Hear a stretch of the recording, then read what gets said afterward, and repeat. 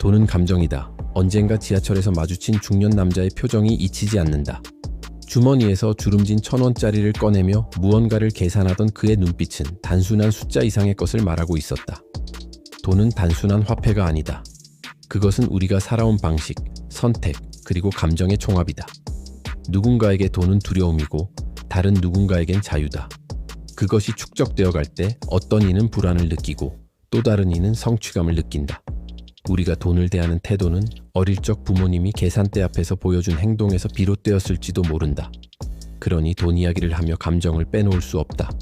감정을 이해하고 그것이 어떤 방식으로 나의 경제 습관에 영향을 미쳤는지 돌아보는 것. 그게 시작이다. 부자가 되기 위한 첫걸음은 엑셀 파일이 아니라 내 안의 감정을 이해하는 일이다. 부의 언어를 배운다는 것. 어느 날 오래된 친구가 말했다. 난 숫자에 약해서 재테크는 그냥 포기했어. 그 말이 마음에 걸렸다. 돈이란 언어처럼 느껴졌다. 어떤 사람은 그 언어를 자연스럽게 배운다. 집안에서 자산 이야기가 자연스럽게 오갔던 이들, 혹은 일찍부터 금융교육을 받은 사람들. 하지만 대부분은 그런 환경에서 자라지 않았다.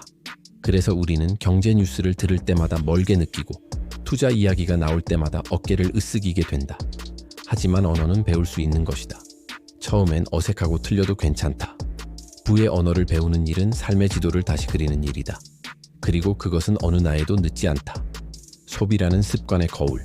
매달 말이면 항상 같은 질문이 떠오른다. 도대체 어디에 쓴 걸까? 영수증은 어딘가로 사라지고 장호는 의문만 남긴다.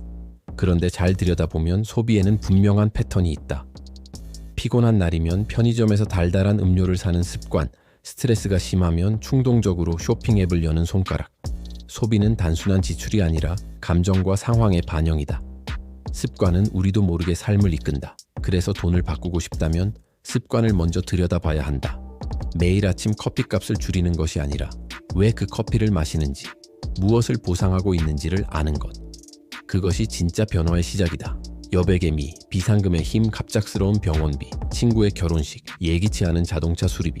인생은 언제나 계획 바깥에서 우리를 시험한다. 그럴 때마다 비상금이 없는 사람은 당황하고 빚을 지고 스스로를 탓한다.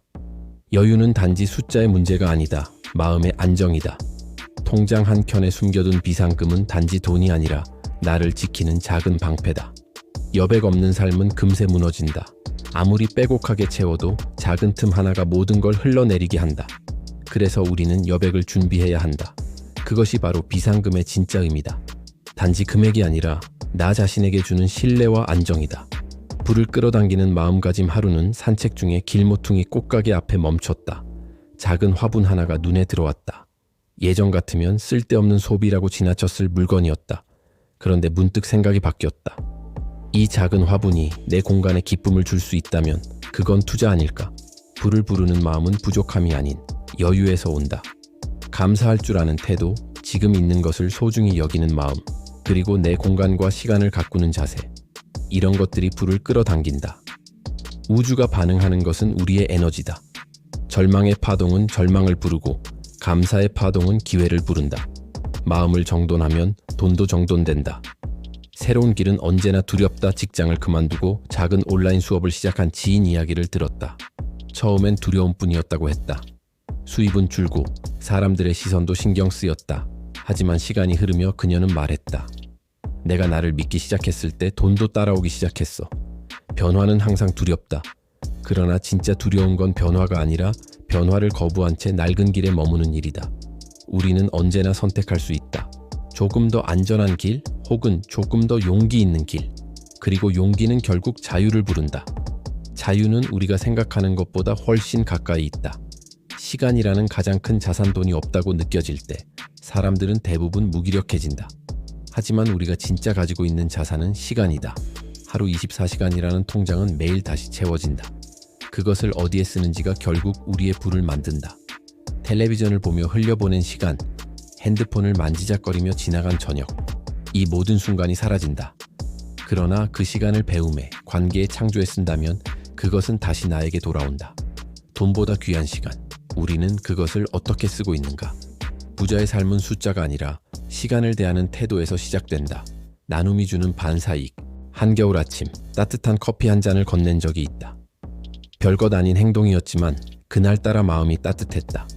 나눔은 반드시 거창할 필요가 없다. 중요한 건 마음이다. 누군가를 도왔을 때 돌아오는 건 감사 이상의 것들이다. 관계, 기회, 심지어는 예상치 못한 수익. 우주는 순환을 믿는다. 쥐고 있는 손보다 펴고 있는 손이 더 많은 것을 담을 수 있다. 부는 움켜짐이 아니라 흐름이다. 나눔의 습관은 결국 자신을 더 풍요롭게 한다. 남을 위한 것이 아닌 결국 나를 위한 선택. 비교는 빈곤을 만든다. 옆집 사람의 새 차, 친구의 휴가 사진, SNS 속 화려한 삶. 우리는 늘 비교의 늪에서 스스로를 평가절하한다. 하지만 부는 남과의 경쟁이 아니라 나만의 기준에서 시작된다. 타인의 성공이 내 실패를 의미하지 않는다. 부자가 되고 싶다면 비교 대신 자기 자신에게 집중해야 한다. 오늘의 나는 어제보다 나아졌는가? 이 질문 하나가 방향을 바꾼다. 비교는 부정적인 감정의 씨앗이지만 성장은 그 감정을 알아차리는 데서 시작된다. 스스로를 사랑하는 법, 그것이 부의 또 다른 이름이다. 작은 변화가 큰 부를 부른다. 아침에 30분 일찍 일어나 책 한 장을 읽는 습관, 지출을 적는 메모장 하나, 커피 대신 물을 마시는 선택. 이런 사소한 변화가 시간이 지나면 삶을 송두리째 바꾼다. 큰 돈을 버는 것도 중요하지만 그 전에 중요한 건 돈을 대하는 태도다. 변화는 극적일 필요가 없다. 오히려 작고 일상적인 것들이 오래간다. 그리고 그런 것들이 결국 큰 부로 이어진다. 오늘의 선택이 내일의 통장을 만든다. 작은 씨앗이 자라 큰 나무가 되듯 부도 그렇게 자란다. 부는 목적이 아니라 결과다. 돈을 목표로 삼으면 길을 잃기 쉽다. 왜냐하면 돈은 방향이 아니라 결과이기 때문이다. 진짜 중요한 건 내가 어떤 삶을 살고 싶은가, 어떤 가치를 추구하는가이다. 자신의 열정을 따르고 의미 있는 일을 하다 보면 돈은 자연스레 따라온다. 반대로 돈만 쫓다 보면 어느 순간 삶의 본질을 잊는다. 부는 추구하는 게 아니라 스며드는 것이다. 내가 나답게 살 때 그 삶이 주변을 끌어당기고 부는 거기에 덤으로 따라온다. 목적이 분명한 삶, 그것이 진정한 부를 만든다. 믿음의 파동이 현실을 바꾼다. 한 여성은 매일 아침 거울을 보며 외쳤다. 나는 부자가 될 자격이 있다.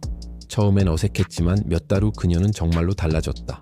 삶을 대하는 태도, 사람을 대하는 시선, 심지어는 돈이 들어오는 방식까지. 믿음은 마치 씨앗 같다. 보이지 않아도 뿌리 내리고 자라나 언젠가 꽃을 피운다.